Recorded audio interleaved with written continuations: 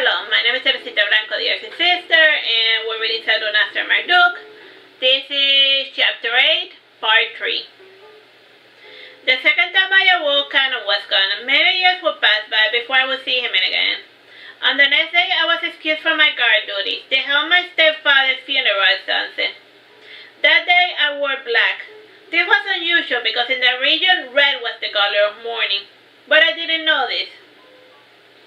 Many of his relatives and close friends came to see his corpse consumed by the flame. He was buried in the mausoleum of Alyssa, the god of death. It was located in the center of the city.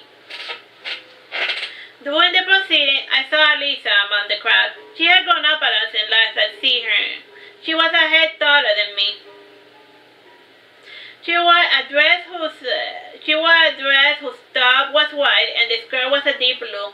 It had a black ribbon on the waist and on the sleeve. Her black hair was down, and it was decorated with a black lace ribbon. All in all, she painted a pretty picture during these grim proceedings. When no one was watching, we slipped into the crowd. Indirectly, we made our way back to the palace. The gates were wide open, and most of the guards were at the funeral procession. I took her hand in mine, and she led her up the stairs into the hall of mirrors. When she saw us completely alone, she hugged me and she said, "I miss you, Marduke. Since we met, I have done nothing but dream of you."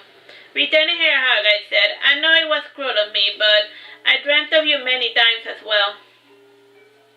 Closing her beautiful eyes, Alyssa lowered her head and she kissed me on the lips.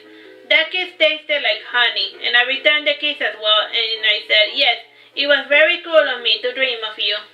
Taking my hand, she said, "How can it be cruel for you to think of me? Do you not love me? Or were the promises you made in the dream not real?"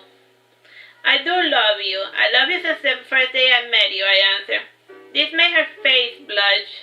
She looked at her multiple reflections in the mirror.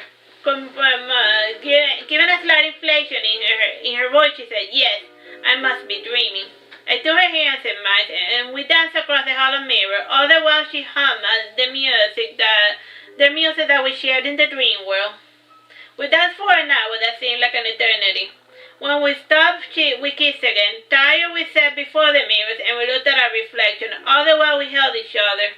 My bliss was interrupted by thoughts of bereavement. Pushing her aside, I said, "That was our last dance." Alyssa's face turned pale and then red,